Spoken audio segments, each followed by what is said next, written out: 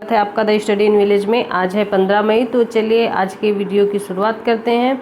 इस वीडियो में आपको वो सारे एडिटोरियल बताए जाते हैं या फिर कह लें आर्टिकल्स बताए जाते हैं जो कि आपकी परीक्षा की दृष्टि से महत्वपूर्ण होते हैं, चाहे वो प्री के लिए हो या मेंस के लिए। अगर हम कोई चीज़ डिटेल में पढ़ते हैं, देखिए प्री में क्वेश्चन कैसे बनते हैं। प्री में स्टेटमेंट वाइज क्वेश्चन बनते हैं। कल यूपीपीसीएस का एग्जाम था, तो किन किन लोगों का एग्जाम कैसा हुआ आप बता सकते हैं, और जिन लोगों का नहीं हुआ है, नहीं अच्छा हुआ है, तो वो बिल्कुल परेशान नहीं होना। अच्छे से अपना एकदम माइंड शांत करके आगे आने वाले एग्जाम पर फोकस करें, और ये जो एग्ज़ाम खराब हुआ इसकी वजह से डिप्रेशन में नहीं जाए, क्योंकि ज़्यादातर बच्चे ऐसे ही करते हैं। एक दिन का एग्ज़ाम है, उसको ख़राब करके आते हैं, फिर 10 दिन उसके अफसोस में बिता देते हैं कि मेरा एग्ज़ाम ख़राब हो गया। तो वो जो 10 दिन है ऐसे नहीं करना है। जो ख़राब हो गया उसको जाने दीजिए, वो पीछे छूट गया। आगे आने वाले एग्ज़ाम पर फोकस करें ताकि उसके लिए आपको 10 दिन फिर से ना बिताने पड़े। ठीक है, तो एकदम पॉजिटिव रहिए, सकारात्मक सोचिए, और अगर मेहनत कर रहे हैं शिद्दत से तो पक्का आपको सफलता मिलेगी ज़रूर। तो इस वीडियो में आपको ये सारी चीज़ें ये सुबह पहले बताएं कि 8 बजे भी ये वीडियो आती है। जो बच्चे इस वीडियो पे नए उनके लिए बता दिया जाए कि ये वीडियो 8 बजे आती है, और इसमें आपको आर्टिकल्स देखने को मिलते हैं। और उसमें देखिए, अगर हमको जैसे कि प्री के भी क्वेश्चन सॉल्व करने रहते हैं, तो कोई भी चीज़ हो अगर हम डिटेल में पढ़ते हैं तो जब हम डिटेल में पढ़ेंगे तो उसके क्वेश्चन भी सॉल्व कर लेंगे। तो इसमें हम लोग ऐसे ही करते हैं। जो आर्टिकल आते हैं मतलब कि जनसत्ता के द्वारा, दैनिक जागरण के द्वारा जो कवर किए जाते हैं, उन पर हम डिटेल में चर्चा करते हैं। ठीक है, जैसे कि एक अब डिटेल में चर्चा करके फिर उसके बाद आपको एक क्वेश्चन के बाद ऑप्शन में आपको सही करना है कि कौन सा ऑप्शन सही है इस आर्टिकल की दृष्टि से, कौन सा नहीं सही है। ऐसे ही एग्जाम में क्वेश्चन बनते हैं। ठीक है, तो चलिए स्टार्ट करते हैं। ये देखिए, बेदखल होती माधव मेधा। ये आपने ये चीज़ तो सुना होगा, बचपन से ये चीज़ सुनते आ रहे होंगे अपने जो बुजुर्ग हैं। आवश्यकता ही आविष्कार की जननी है, सुना है? सभी लोगों ने सुना होगा कि आवश्यकता ही आविष्कार की जननी है। तो इसमें हम लोग आर्टिफिशियल इंटेलिजेंस के बारे में बातचीत करेंगे। उसी के बारे में बताया हुआ है कि कैसे किस प्रकार एक मतलब आर्टिफिशियल इंटेलिजेंस मानव को कंट्रोल करेगी। अभी तक तो मानव उसको कंट्रोल कर रहा है। जैसे कि हम कुछ भी यूज़ करते हैं, टेक्नोलॉजी में कुछ भी यूज़ करते हैं तो मानव के कंट्रोल में रहती है। लेकिन ये दिन दूर नहीं है कि मानव को कंट्रोल अगर मानव का कंट्रोल उसके ऊपर हो जाएगा, मानव उसके कहने पे चलने लगेगा, तब तो दुनिया पूरी तबाह हो जाएगी। वो पता नहीं उसके अंदर इमोशन होते नहीं है, पता नहीं क्या करवाए। तो यही बात इसमें जो मतलब आर्टिकल लिखा गया है, और काफ़ी बेहतरीन आर्टिकल है, काफ़ी अच्छा है। इसके बारे में डिटेल में चर्चा करेंगे। इससे पहले एक चीज़ और जान लीजिए, आपने एक मूवी है जिसमें वो रोबोट 2.0 है, ऐसे क्या जो रजनीकांत की मूवी है, उसमें देखे हैं कि किस प्रकार वो जो रहते हैं रोबोट बनाते हैं। ठीक है, रोबोट बनाते हैं, फिर वो रोबोट में कुछ और भी इमोशन वगैरह डाल देते हैं, और तो फिर वो उस पावर का गलत इस्तेमाल करने लगता है। वो खुद ही इतने सारे रोबोट बना लेता है, रोबोट खुद ही बहुत सारे रोबोट बना लेता है, एक रोबोट की फौज तैयार करता है, फिर उस इंसान के खिलाफ काफ़ी ज़्यादा साजिश करता है उसको मारने की। तो ऐसा ही अगर फ्यूचर में हुआ तो मतलब कहाँ क्या होगा, ये सारी चीज़ें इसको लेके बहुत चिंता जताई जा रही है। तो इसी के बारे में आर्टिकल है, तो चलिए इसको डिस्कस कर लेते हैं। आर्टिकल को देखिए, नहीं समझ में आएगा तो आप बताइएगा, फिर से डिस्कस कर दिया जाएगा। देखिए इसमें क्या है कि प्रकृति में अनेक अनसुलझे रहस्यों को मनुष्य ने अपनी बुद्धिमत्ता के दम पर सुलझाया। यानी कि कोई भी बताया ना कि आवश्यकता ही आविष्कार की जननी है।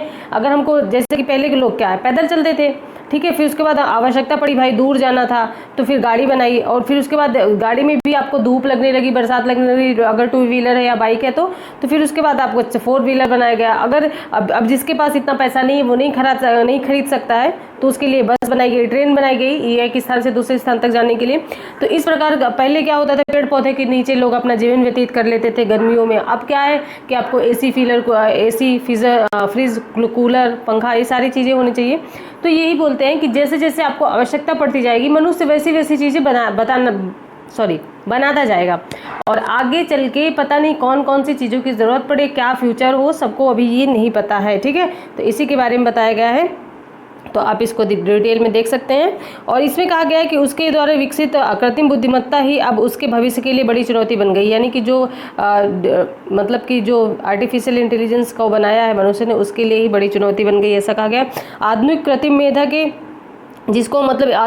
मेधा को किसने बनाया था, तो इसको आप याद रख लीजिएगा। इसको बनाया था जेफरी एवरेस्ट हिंटन।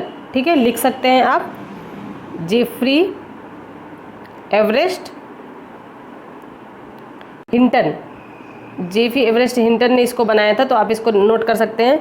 और इसमें क्या है, जिसको हम मतलब आम बोलचाल की भाषा में क्या कहते हैं, इसको हम कहते हैं आर्टिफिशियल इंटेलिजेंस। तो इसके बारे में बताया गया है 1970 के लगभग इसकी शुरुआत हो गई थी बनाना। पहले तो 1956 के लगभग इसकी शुरुआत हो गई थी, लेकिन इसको पहचान 1970 के दशक में मिली, ऐसा कहा जा रहा है। और यहाँ पे देख सकते हैं, यहाँ पे बताया हुआ कि 1978 में कृत्रिम मेधा यानी आर्टिफिशियल इंटेलिजेंस विषय में डायरेक्ट की थी। इन्होंने किसने की थी, जिसको अभी मैंने बताया जेफरी एवरेस्ट हिंटन ने। ठीक है। उसके बाद क्या है कि मनोवैज्ञानिक और तकनीक दोनों के विद्यार्थी होने के कारण इस बात को बहुत अच्छी तरह समझ सकते हैं कि अगर कोई भी मशीनी तकनीक मानव नियंत्रण पर मानव नियंत्रण के परे चली गई तो वह सृष्टि और मनुष्यता के लिए कितना नुकसानदेह है। यानी कि कोई भी जो आर्टिफिशियल इंटेलिजेंस है या कोई भी मशीनी ताकत जो कि मनुष्य के कहने पर ना चल के वो अपने का खुद के कहने पर चलने लगे या फिर मनुष्य को कंट्रोल करने लगे, तो ये प्रकृति के लिए और मनुष्य के लिए बहुत ज़्यादा घातक है, ऐसा बताया जा रहा है। तो इनका नाम क्या है आप लोग याद रख सकते हैं, जेफरी एवरेस्ट हिंटन ने 1970 में बताया था। तो इन्होंने ही ये सारी चीज़ें, ये जो है ना, इनका नाम जो है जेफरी एवरेस्ट हिंटन, इन्होंने इस चीज़ का पहले इन्होंने बनाया, फिर ठीक है इन्होंने इस चीज़ का आभास किया कि हाँ ये मनुष्य के लिए बहुत खतरा पैदा करती, तो इन्होंने गूगल की नौकरी छोड़ दी क्योंकि ये उसके सपोर्ट में नहीं थे। ठीक है। फिर उसके बाद देखिए यहाँ पे बताया गया है कि जेफरी हिंटन हमारे दौर के अकेले वैज्ञानिक नहीं है जिन्होंने तकनीक के अनियंत्रित होने के खतरों की ओर ध्यान दिया है। मतलब कि ये एक ऐसे वैज्ञानिक नहीं जिन्होंने ऐसा कहा है कि अगर ये अनियंत्रित हो गए, नियंत्रण से बाहर हो गए, तो ये मनुष्य के लिए खतरा बन सकते हैं। सिर्फ इन्होंने ही ध्यान नहीं दिया, काफ़ी सारे वे हैं।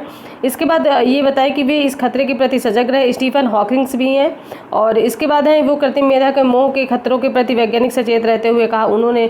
तो एक तो हैं जेफरी हिंटन और दूसरे हैं स्टीफन हॉकिंग्स। ये दोनों ने इन्होंने भी कहा कि आर्टिफिशियल इंटेलिजेंस जब तक मनुष्य के कंट्रोल में रहे तब तक बहुत अच्छी है, नहीं तो फिर उसके बाद काफ़ी ज़्यादा ये नुकसानदेह हो सकती है भविष्य में।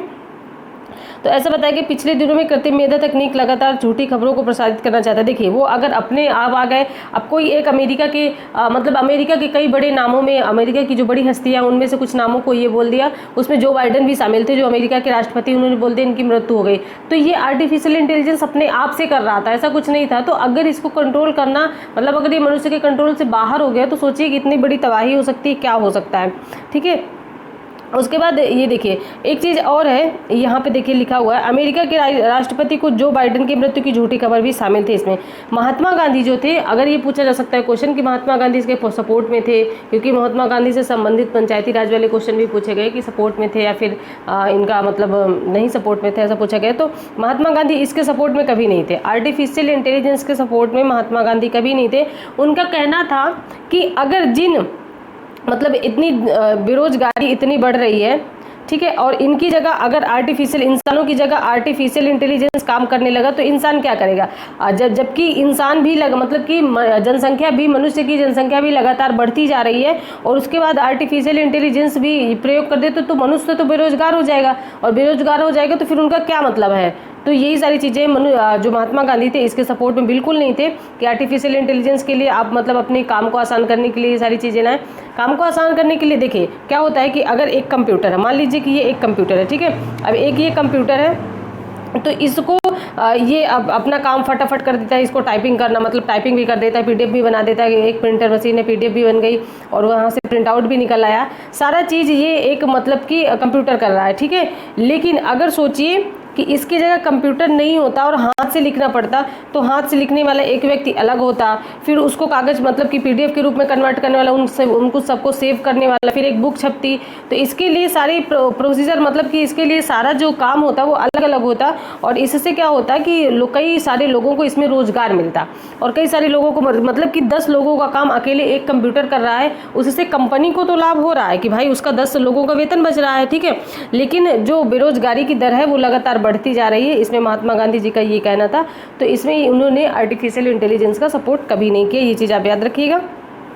देखिए और एक चीज़ देख सकते हैं इसमें कि इसमें अगर आप कुछ चीज़ जैसे कि आप फ़ोन लिए बैठे हैं, आपको शूज़ लेना है या फिर आपको कुछ भी लेना है, मान लीजिए तो एक पेन लेना है, आपको पेन लेना है तो आपने सर्च किया पेन कि जहाँ पे भी जाके फ्लिपकार्ट पे सॉरी सॉरी फ्लिपकार्ट पे या और कहीं पे सारी चीज़ें सर्च की, तो आप मतलब जो भी मतलब सोशल मीडिया पे जिस सोशल मीडिया से आप जुड़े हुए हैं, आपने एक सोशल मीडिया पे से गूगल पे सर्च किया पेन या फिर शूज़, ठीक है, तो उसमें क्या है कि आप यूट्यूब खोलेंगे तो आप उसी आपको पेन के बहुत सारे एड्स मिलने लगेंगे या शूज़ के बहुत सारे एड्स मिलने लगेंगे। कुछ भी खोलेंगे मतलब कोई भी सोशल मीडिया खोलेंगे तो उसमें आपको ये सारी चीज़ें बहुत ऐड मिलने लगेंगी। इसका मतलब आपकी पूरी इन्फॉर्मेशन इसके पास रहती है। जो आर्टिफिशियल इंटेलिजेंस है पूरी इन्फॉर्मेशन इसके पास रहती है कि आप चाहते क्या हैं, आपको देखना कैसे चीज़ें पसंद है। आप कोई एक वीडियो देख लिए या एक सीरियल देख लिए या कोई एक एजुकेशन चैनल देख लिए, ठीक है, और उसमें आप इंटरेस्ट ले रहे हैं, एक दो करके देख लिए तो आपको वो ऊपर ही सोल्व होने लगते हैं। ऐसा होता है, सबके साथ होता होगा,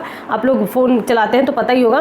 तो ये सारी टेक्नोलॉजी उसके पास है। अगर ये सारी टेक्नोलॉजी सोचिए मतलब कि अगर ये सारा मिसयूज़ होने लगे तो कितना ही बड़ा मतलब लोगों को पता नहीं कहाँ से कहाँ पहुँचाया जा सकता है। पूरा आपके अंदर की चीज़ें भी वो जानने लगता है कि आप सोचते क्या हैं, आप चाहते क्या हैं, आप देखना क्या पसंद करते हैं, सारी चीज़ें, ठीक है। तो आई होप आपको ये सारी चीज़ें क्लियर हो गई होंगी।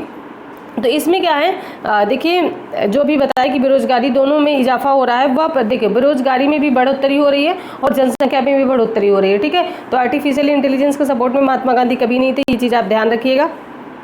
इसके बाद चिकित्सा जैसे कि कितने क्षेत्र हैं जहां कृत्रिम मेधा मनुष्य के लिए खतरा बन रही। कहते हैं कि कृत्रिम मेधा तकनीक अपनी मशीनी या कंप्यूटर की प्रोग्रामिंग के हिसाब से ही काम कर सकेगी, लेकिन मूल एक सिद्धांत है, मशीन खुद में ही कई गुना सुधार की सामर्थ्य रखती है।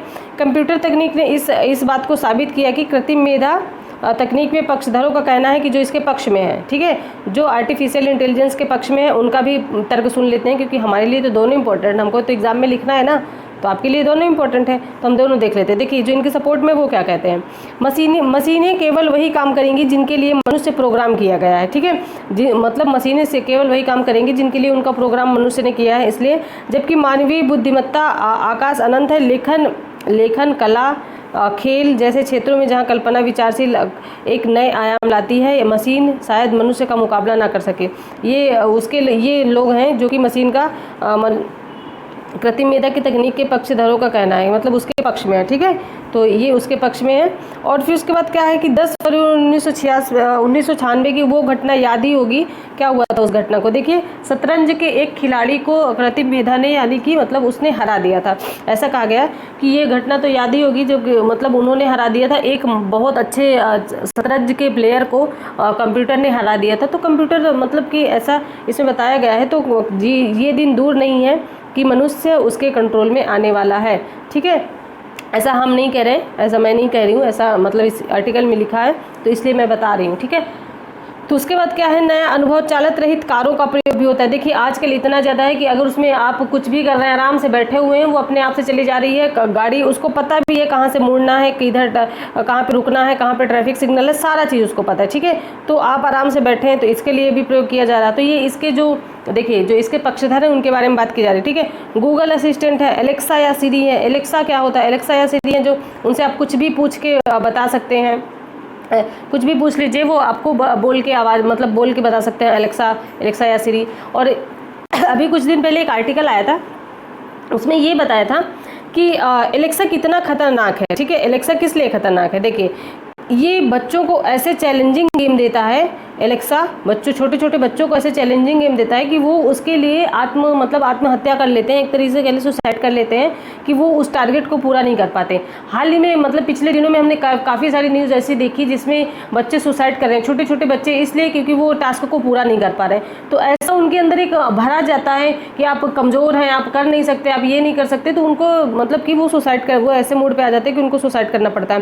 तो जितना हो आर्टिफिशियल इंटेलिजेंस से दूर रहिए और बिल्कुल भी उसके मतलब कि पास में मतलब कि जितना आपको काम है उतना ही यूज़ करिए, उसको बहुत ज़्यादा प्रयोग करने की ज़रूरत नहीं है। आप फ़ोन को या फिर आप कंप्यूटर को चलाइए, कंप्यूटर आपको ना चलाए, ठीक है, यहाँ तक रहता है। एक वीडियो मैं आपको शेयर करूँगी इसी चैनल पे, उसमें मैं मतलब वो वीडियो है कि आप कितना मोबाइल में घुस जाते हैं कि आपके रिश्ते में कितनी ज़्यादा दूरी आ जाती है। वो वीडियो मैं इसी मतलब या तो फिर इसी वीडियो के थ्रू शेयर कर दूँगी या फिर अलग से वो वीडियो शेयर करूँगी, ठीक है, तो देखिएगा उसको।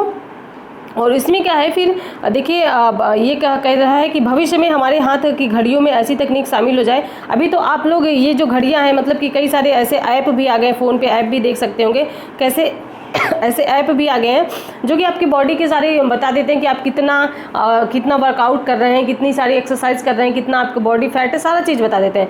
और कुछ घड़ियाँ ऐसी भी जो आपकी मतलब कि आप उसको स्मार्ट वॉच दो चीज़ें बता देते हैं कि आपकी हृदय की धड़कन कितनी, आपका ब्लड प्रेशर क्या है, सारा चीज़। तो इसमें ये है कि ये दिन दूर नहीं है कि कुछ घड़ियाँ ऐसी भी होंगी, कुछ ऐसी चीज़ें भी आ जाएंगी जो कि उसको पहनते ही आपको ये पता चलेगा कि आपके भविष्य में कौन सी बीमारी होने वाली है। ठीक है, ये इसके पक्ष वाले बोल रहे हैं। तो ये मतलब हमको दोनों पक्ष याद रख के चलना है, ठीक है, क्योंकि हमारे लिए दोनों इंपॉर्टेंट है।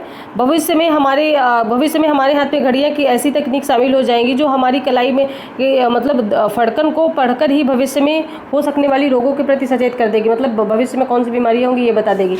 हमारे कदम, हमारी हृदय गति और हमारा रक्तचाप यानी कि ब्लड प्रेशर बढ़ने वाली जो मतलब कलाई बंद, तो इससे पहले बाजार में आ ही चुका है। अभी मैंने बताया है कि ये सारी घड़ी आ चुकी हैं जो कि आपके हृदय की गति, आपके ब्लड प्रेशर का सारा चीज़ बता देती हैं। ठीक है, उसके बाद यहाँ पे देखिए, अब तो कुछ ऐसे ऐप का उपयोग करके मोबाइल के माध्यम से बहुत सारी शारीरिक गतिविधियों को हम लोग पता लगा सकते हैं, ये है। फिर उसके बाद देखिए यहाँ पे है, दरअसल मोबाइल फ़ोन पर ही सबसे ज़्यादा कृत्रिम मेधा का नियंत्रण देखा जाता है। आप किसी विषय की 1 या 2 वीडियो देखते हैं तो अचानक, जो कि अभी मैंने बताया, अचानक आपके मोबाइल में उसी विषय के बारे में वीडियो और एड्स दिखाने लगते हैं, जिसमें आपके शहर से संबंधित विज्ञापन आपके पर्दे पर आकर आपका मन लुभाने की कोशिश करते हैं। और उस तकनीक के कारण इसको हम देखें क्या कहते हैं, एल्गोरिदम। ठीक है, एल्गोरिदम, ये ध्यान रखिएगा इस टर्म को। एल्गोरिदम क्या कहते हैं, पूछा जा सकता है क्या कहते हैं। तो ये एक क्वेश्चन दे दिया, एल्गोरिदम क्या है, तो उसके नीचे 4 ऑप्शन दे दिए। एक कुछ दे दिया, एक ये दे दिया कि आप मतलब कहीं जाते हैं तो आपको ट्रैक कर लेते हैं, ये दे दिया है ना। एक ये दे दिया कि आप कुछ सर्च करते हैं तो उसका सर्च से आ जाता है। एक ये दे दिया कि जो आप मतलब वीडियो चलाते हैं वो सारा चीज़ रिकॉर्ड होता है। ऐसे करके कई सारी चीज़ें देता है।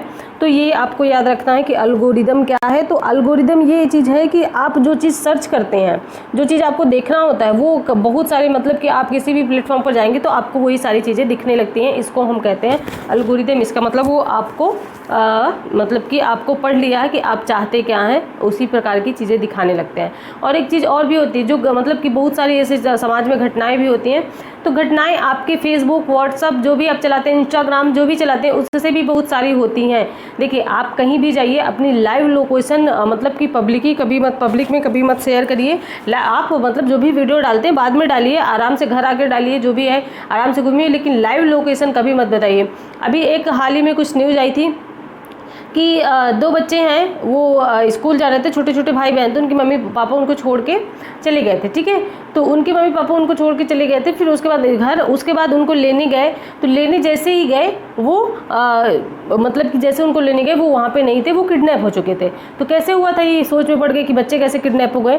तो मम्मी ने क्या किया था, सुबह आइसक्रीम बच्चों को दिलाई थी और आइसक्रीम के थ्रू ही एक फ़ोटो मतलब कि उसी दिन फ़ोटो खींची और फिर फ़ोटो क्लिक करके उसको उस पर फेसबुक पे डाल दिया कि बच्चों को आइसक्रीम खिलाते हुए, अभी स्कूल का समय ये है, छुट्टी इतने बजे होगी।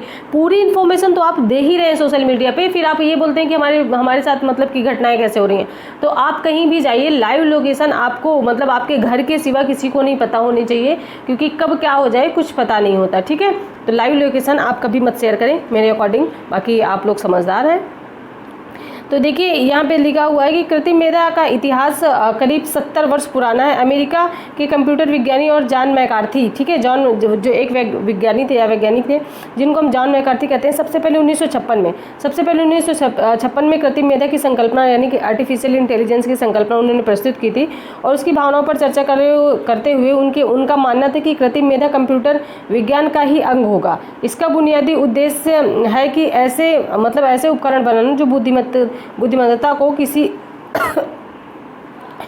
मानव के नियंत्रण के बिना अपना काम कर सके। ठीक है, उसको मतलब ऐसा चीज़ें बनाना कि वो मानव के नियंत्रण के बिना अपना कार्य कर सके। और जब नियंत्रण मानव का खत्म हो जाएगा तो फिर आप लोग जानते हैं मानव नियंत्रण के बिना अपना कार्य कर सके। कृत्रिम मेधा का काम 1950 के दशक में शुरू हो चुका था, लेकिन इसको पहचान 1970 के दशक में मिली। अभी मैंने बताया। ठीक है, इस मामले में क्या हुआ है कि जापान में कई सारे देशों में कई मतलब योजनाएं चलाई गई कि आप टेक्नोलॉजी या आर्टिफिशियल इंटेलिजेंस को बढ़ावा दीजिए। तो जापान में क्या चलाया गया, जापान में चलाया गया बाकायदा, और ये मतलब जापान में 5th जनरेशन करके एक प्रोग्राम चलाया गया या 5वीं पीढ़ी इसके नाम से, कि आप आर्टिफिशियल इंटेलिजेंस के बारे में जानें। उसके बाद 10 वर्षीय कार्यक्रम तैयार किया गया। फिर उसके बाद ब्रिटेन में क्या चलाया गया, एलवी, ये कार्यक्रम आप याद रखिएगा, ठीक है। एलवी नामक यूरोपीय संघ में स्प्रिट जैसी योजनाएं चलाई गई और ये नए नए शोध दुनिया में किए जाने लगे, ठीक है, 1970 के आसपास।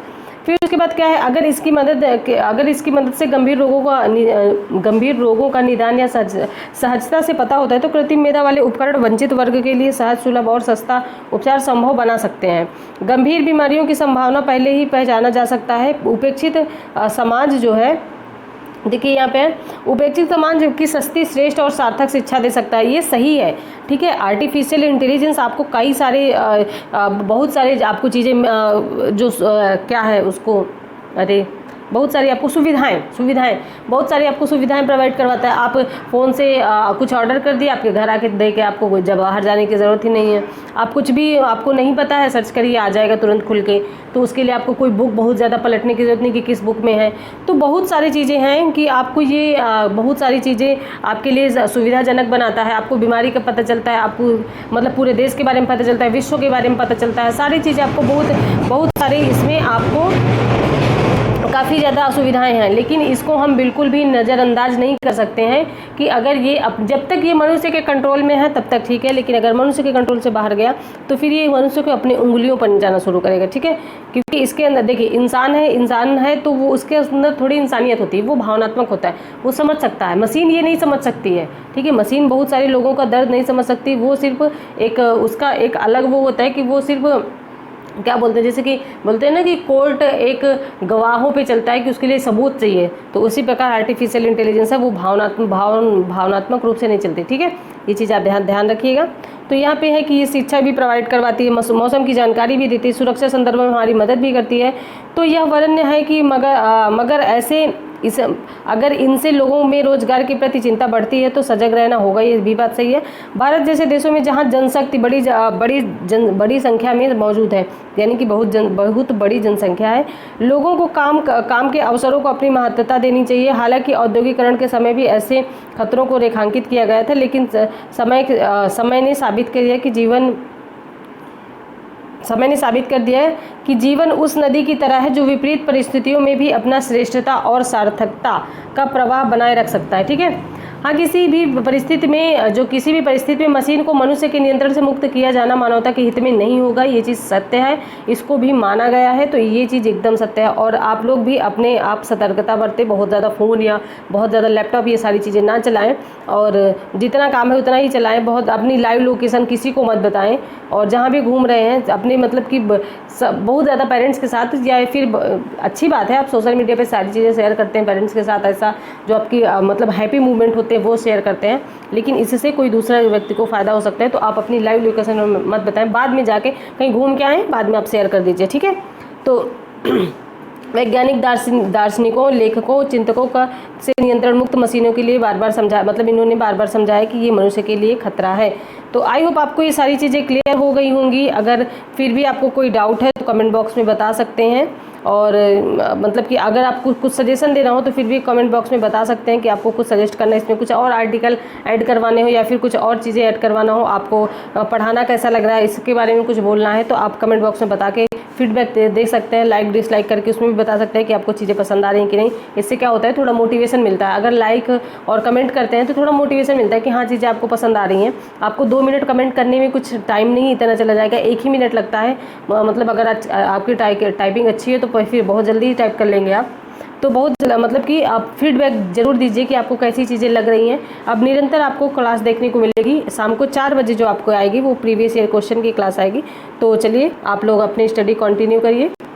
और जिन लोगों का पेपर, फिर से बता दूं कि जिन लोगों का पेपर सही हुआ है उनके लिए बहुत अच्छी बात है, और जिन लोगों का पेपर नहीं सही हुआ है वो इस पेपर के चक्कर में अपने 10 दिन बर्बाद ना करें, आराम से आगे का जो पेपर है उस पर फोकस करें, उसकी तैयारी करें, ठीक है। तो ये है आपका कल्पमेधा। देखिए इसमें क्या कहा गया है, जब तुम्हारे दरवाजे की सीढ़ियाँ मैली हो तो पड़ोसी की छत की गंदगी का उलाहना मत दो। यानी कि जब आप मतलब कि बोलते हैं ना कि पहले तुम अपने अंदर झांक के देखो कि तुम क्या हो, तभी तुम दूसरे को बता सकते हो, दूसरे को अच्छे से समझा सकते हो। अगर तुम उस कार्य में संलिप्त नहीं हो तो तभी उस कार्य को दूसरे के लिए कर सकते हो। एक कहानी है, आप लोग को समझ में आएगी। देखिए क्या हुआ था कि महात्मा गांधी नहीं, गौतम बुद्ध थे, ठीक है।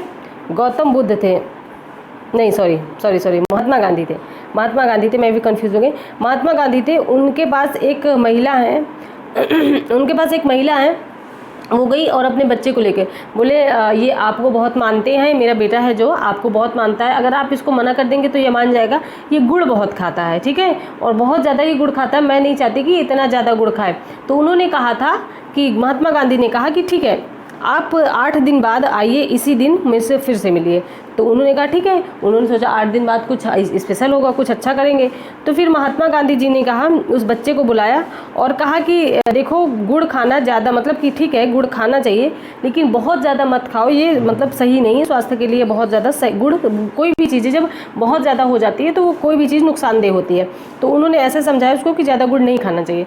तो उनकी माता गुस्सा हो गई, बोली कि आपको जब यही बोलना था तो 8 दिन पहले भी तो बोल सकते थे।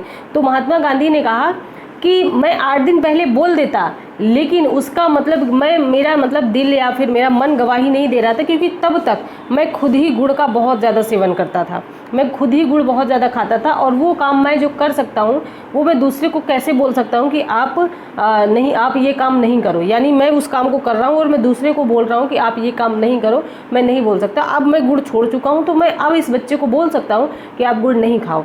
तो यहीं पे है कि आप अपने दरवाजे की गंदगी देखिए, दूसरे की छत की मत देखिए कि उसके छत की इतनी मैल है, ठीक है, जहाँ से आप जा रहे हैं पहले वो देखिए। तो आई होप आपको ये सारी चीज़ें क्लियर हो गई होंगी। एक कहानी और है, कक्षा 3 में आप लोगों ने अगर पढ़ी हो तो ध्यान से आपको याद होगा कि कस्तूरबा गांधी की बहुत ज़्यादा तबीयत खराब है, उन्होंने गांधी जी से कहा कि गांधी जी ने उनसे कहा तुम नमक मत खाओ। तो उन्होंने कहा कि बिना नमक के खाना कैसे लगेगा, आपके लिए कहना आसान है, आप भी छोड़ के देखिए। तो महात्मा गांधी ने नमक छोड़ दिया था, ठीक है, उन्होंने नमक खाना बंद कर दिया था। उसके बाद कस्तूरबा गांधी ने भी नमक खाना बंद कर दिया था।